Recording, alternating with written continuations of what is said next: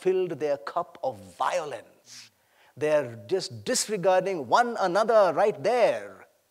There is subjugation, there is oppression, there is suppression, there is injustice. And whenever these things come together as with people who are in power, there's always sexual perversion. So when that all happened together, with violence leading the way, God always took action. Now this is not only to those people. When his own people did that, he brought the other side to beat them up. You will follow my message of peace. You will know that love is the final authority. And when you come to the point where you disregard that and you start violence and injustice, suppression, oppression, and subjugation, then I will take action on you as well, and that's the history of the Old Testament. We think it's only going on one direction. No, sir. He said, if you do it, I'll bang you up as well. I'll beat you up and punish you because you're going against my principles. The principle is still the same. He could do it then because there was a nation that had an army. In the New Testament, there is no nation. There is no army. So he cannot tell a group, go and do this. So he says now, spread the word. And finally the people will spread the word, and there will be a backlash from the other side saying, to heck with that. We will still continue our violent ways. We will still subjugate. We will still do that. And when that happens to the utmost, then he will say, I will come again. And I will set it right. He was only setting it right. He was not doing it arbitrarily and capriciously. Have I responded to what you said? Thank you. That's a very good answer. Any other one?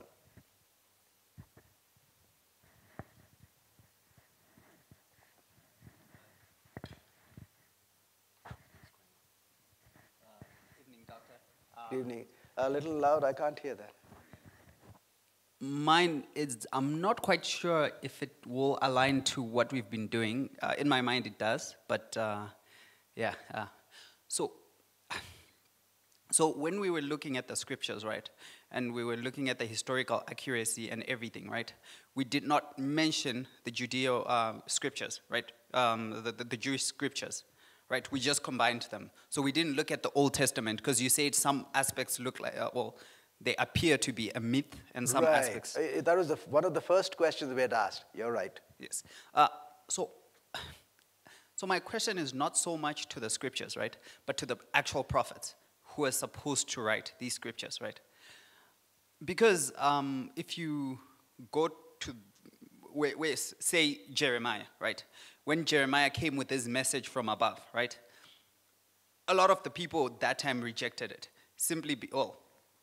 I believe, it's not as, I'm not making a factual statement, but yeah, I think a lot of the people rejected it, right? Yeah. So my question was, what then was the test for them, for Jeremiah to eventually be part of the prophets? So Jeremiah, Isaiah, because from where people were standing, they were looking at what Moses had written. That's a good question. In other words, you're asking a very basic question. Oh, you know, in the time of Jeremiah, like in the times of, let's start from earlier Moses itself, there were plenty of prophets around. There are plenty of them say, I got a message. Yeah. Why would the community only keep Jeremiah's words? Is that your question? Pretty much, right. So what credentials did Jeremiah have more than the other prophets? So that they would keep his, is that your question? Yes. Yes, pretty much. Basically. Yes. All right, let's look at that then. Whenever a person said he had a message to the community would have to make a decision. And they did it all along, way back from the time of Moses. Moses wrote the first books. In the days of Moses also there were prophets. but they never kept the writings of those prophets. They kept the words of Moses and said, these are the words not of Moses, but of God. So now we come specifically to Jeremiah. How come Jeremiah's words will be kept? Because if you read in the story, there were other prophets also who came and said, opposite of what Jeremiah said. What did Jeremiah tell one of those prophets? He said, you are speaking not the words of God. I am speaking the words of God. And he gave them a test right there. He said, you will not be alive 1 year from now. And it happened. You see, whenever an unusual event takes place, the people have to hold their breath. Is this from God or not? That was one test. In other words, if you say something, and it was a challenge to the other prophet. If you saying the words of God, and I am also saying the words of God, and if they are different, then we got to put a test right there. And he put a test. God's people who were prophets, who the people kept writings, always did that. They always said, this is the words of God, you can check it out. I mean, when I would say always, in a general way. They said you can check it out. And it was not always in prophecy. It was also in terms of what they were trying to teach that community. In other words, the community would say this, okay, Jeremiah, you are trying to teach us this. We want to see whether you are in line with Moses, because if you're not in line with Moses, you're out. So that's another test. Is your teaching in line with the previous prophets? Because we have Moses, we also have Samuel, and then you are coming, you better be in line with them. So if you're crossing hairs with them, sorry, you're not a prophet of God. So your words must come true. Your words must be in line with the previous prophets. And sir, we're going to look at your life. You better be in line. And what you say, you will do. So when they looked at all of these things, there were very few prophetic writing that they could keep. And so they kept Moses, they kept Samuel, and they kept Jeremiah, and they kept Isaiah, they kept David. Can you see what's happening? Every one of them was tested by the community in which they were lived. Now we come to the intertestamental period, if I may just add a little bit more. No prophetic words were ever kept for 400 years. Why? Because that same community which said this is the word of God was now crying tears and saying there's no word of God. Were there prophets? There were. This was a nation that prided itself in saying we have the word of God. And that same nation is willing to say for 400 years we do not have the word of God. We will weep because we have no word of God. So when they wept and said we have no word of God, I have some, it gives me some credibility to say, okay, when they had the word of God, they recognized it. Because when there was a word but not from God, they recognized it as not from God. And a group that had prided itself in saying that we have the word of God. And you can see those words being lamented in those 400 years. We do not have the word of God. Where is the word of God? Why has the word of God been stilled among us? So when we look at the whole history, we find that Jeremiah gave enough evidence to say that his words were the word of God. All right. So as a follow-up to that question, we have established that the New Testament is the highest attested historical piece of literature, right? Yes. So, say if the New Testament mentions that there will be prophets, right? And there will be a gift of the gift of prophecy. Yes, sir. Then the same test would need to be subjected Absolutely. to anyone who claims. So if the test has been done, yes, and it's been subjected to that, then it means that whoever has that gift of prophecy, yes, whatever they write Yes. has authority as much as, say, Jeremiah's writings had authority. Is that accurate? There's a good question here, but here's what we now come up with. If that's the case, then we cannot call the canon as the canon. The word canon means measuring rod. Okay? So a measuring rod has to be complete. And so we accept the completion of that measuring canon when the New Testament was set. So now what we will do, the Bible does say there will be prophets after this. We cannot use a prophet and put them into the canon. They will always be tested by the canon because they may still be wrong. So now, once we have the canon, may I say, as based on my study, has been closed. Nobody can be added now to the canon. They may have the word of God, just like Jeremiah and Isaiah, but they are not in the canon. In other words, we will test them by Isaiah, Jeremiah. Otherwise, if we put them there, then they form the test. No prophet now will ever be the part of the test. The prophets will be tested. Yeah. And we will test them by the completed canon. Otherwise, it will always be incomplete, and then we will not know what to do.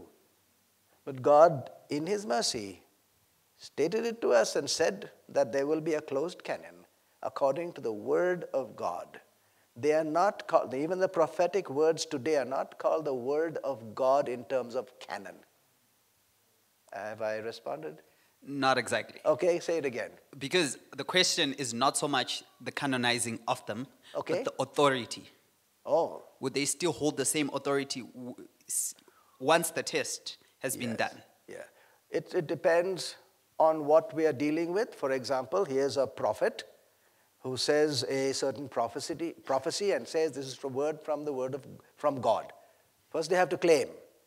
They have to claim that this is the word of God. We don't give them that position. They have to claim it themselves. I have a word from God. Number two is once you have a word from God, I will test you according to the word of God. Once you pass that, the authority of what they say is from God. But checking them out is by this word. Once you check them out, then that word came from God because He said He will continue to speak through prophets. But He also said, in the last days, false prophets will come. How do you check them out? It's first John. John said, spirits will go among us. I have the Spirit inside me. Have you heard that? Yep, I have the Spirit inside me. And it may be true, but it could also be false. So as an inquirer, you take both. You are true, but you could be false. Let me check that out. And once you check it out, I would say to you, an answer to your question, yes, that word from God has the same authority as the written word. Thank you so much. A round of applause for your questions. There's one question there. Okay. I had not said this, so I'll say it. It's 8 o'clock now. I just want to be sensitive to time, so this will be the last question. The email said 8:30. Oh, I see. Go for it. Good evening, Dr. Pandit. Good evening. Just going back on the past few days when we were looking at the different founders of the religions and their perfection or their practice of their teachings and how perfect they were. Then we looked at Jesus and how even his disciples would comment about how sinless he was. As an inquirer, how did you then treat the gap that was there in the Bible from when he was 12 to when he started his ministry, where it does not then give details of what he did at that time and reconcile it then to say, then fully his life was sinless, when other founders had teachings where they'd say that, I forgot which one would steal the ladies' clothes as they were going, but how did you as an inquirer then deal with that gap? The gap between 12 and 30, is that what you're talking about? Yes. Yes, there's a gap. And there's not much mentioned about that, 18 years. And we recognize that. So I will not say we point to that as a question of his unblemished life. We will point to the point where we can see. We cannot see those 18 years because it's not mentioned, except for a single line, one sentence. And he increased in wisdom and in the stature, all statures, and in favor with God and Man. that's perfection. I cannot go into all the details. There's nobody there to tell me exactly what happened, like in the 3 years of his life, of his ministry. But that one sentence gives me the direction in which I will think about this life. Unless there's another pointing in another direction, I will take this direction and stay with it until somebody shows me, no, I found out that this is what happened.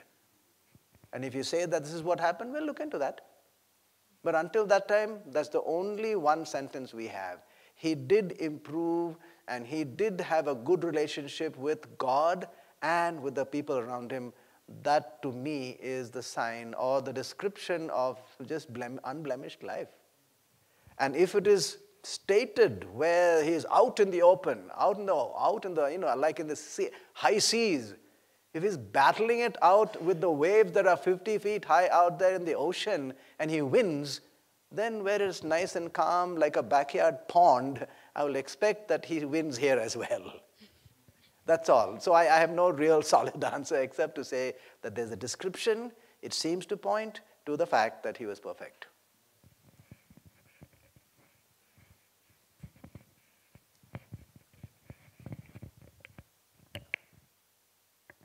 Okay, apparently the email said 8:30. So Yes, another question? I have to go with what the email said. I subject myself to that. Yes, wow, thank you. So we'll take a few more questions.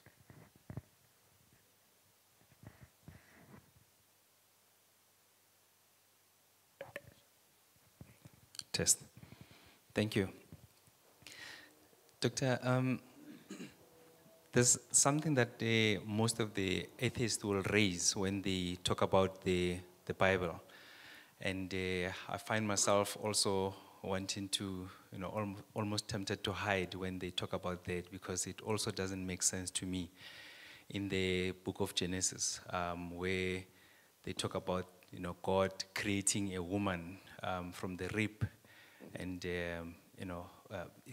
some of the people will go all out to say it's almost like the story of, I've got one atheist friend on Facebook who always say it's a story almost like the story of Spider-Man. He'll go all out and just ridicule the whole thing. So I'm finding it difficult as well to say how do you, form a person from a rib?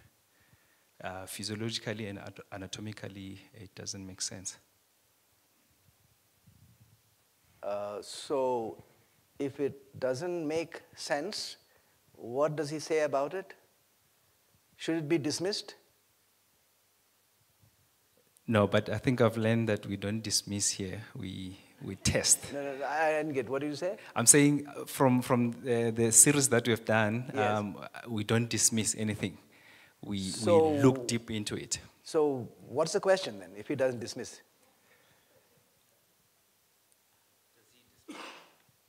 If you don't dismiss, you'll keep it, right? Yeah, we're So keeping the story is still there, they're intact. But No, there must be some question that he has. What is the question? Is he asking for an explanation of how a rib could become a human being? yes. Very well. And he didn't ask, it's okay, you can have it, because I'll ask you. I need to clarify my question so that it's clear. But he didn't ask how come mud became human? He didn't ask that. Because in that same writing, just a few verses earlier, it says God formed man out of the dust of the earth. He had no question about that. Did he or not? I'm asking. He hasn't. Well, maybe he asked somewhere, but on Facebook, because this is it's not a personal friend. It's Okay. just on Facebook. Can you see what I'm trying to say? How come you're not asking at the most basic level? You're asking how Adam's part became a human. You're not asking how mud became man. That's worse. Here's what we're trying to say. Once you say there is a person who comes from the supernatural world, who has supernatural abilities, then the description of how this became that is not valid for the simple reason that if we knew exactly all the reasons for all the miracles, they wouldn't be called miracles. The miracles are there because the things that are done do not seem to answer to our understanding of the natural laws of science. Fair enough? That's why I asked you the other question. If it does not fit into the natural laws of science, shall we dismiss it? Is he willing to dismiss it? Because we can't give a natural explanation. How can a rib become a human? I agree, I have no explanation. So shall we toss it out? That's my question. Will we toss it out because we cannot give an explanation? And here's the reason why I'm asking that. Because there is every reason to toss out any other theory, because every other theory on earth about our universe cannot be explained at all. So shall we say the universe is non-existent? So we've caught ourselves in a bind here now. If we cannot explain, shall we dismiss? No, sir. What we do is look at those portions that we can grapple with and we can test it and find the weight of evidence. We don't look at the place where we cannot explain. If that's the case, then whole of science will just grind to a halt. We can't explain 100 other things. You know, somebody asked me once, which are the things in science which cannot be explained? Hey, there's 100 out there. How did everything start from nothing? At least here we had a rib to start with. Can you see that? And yet science says everything came from absolutely nothing. We have so many theories of how the moon was formed. For example, I'm just giving you examples. And the best theories we've had, we've put it into the computer to simulate the manufacture or the production of a moon. And this is our theory, so we'll put all the numbers inside, all the material inside into the computer, and let's see if it forms the moon. It never forms the moon. So is there a gap there? Can't. We've tried to form the gas giants, Jupiter and Saturn. Oh, this is how they were formed. So we put all the numbers inside there, all the gases that we're supposed to have, and the temperature and the pressure and everything else, and that's our theory of how the gas giants, the Jupiter and Saturn were formed, and we put it in the computer, it never forms. We know nothing about how this universe, we don't know how one single star was formed. We don't know how the cosmos was formed. We don't know how the galaxies were formed. We don't know how a single star was formed. We don't know how any of these gas giant planets were formed. We don't even know the closest neighbor, which is the moon. What do we know? And yet we accept that that's the way it happened. So this person, if he's a scientist, your atheist friend, I will ask, do you accept it all? You accept by faith. In fact, that is blind faith. Blind belief. Nothing settled. And you're asking me about the rib? No, I'm not saying you shouldn't. But I'm saying, yeah, let's ask both. Ask me about the rib. I will ask you about the moon. And let's see which one is better. You will find that the rib is better because at least the rib has stuff in it that is human. But that's not the point. The point is we're talking about a God who has supernatural qualities. And what he did at that time, nobody can explain. Neither can any science explain anything of how the universe came about, leave alone from the rib. So don't be afraid of facing somebody who ridicules parts of it. If you know what science is actually acknowledging, you will find that they're equally there are equally huge gaps there. I mean, the gaps are yawning. There's no way in which you can fill the gap. Do you know you can, what's the theory of the Big Bang? And I'm just rattling along now. The Big Bang theory. Do you know you can never come to time zero? When you start, you come with your theories, mathematical theories to that point, but you can never cross an impassable barrier to time zero when it actually began. If that is the case, then you will have to agree that if you are going to describe how it began, it is absolute and pure speculation.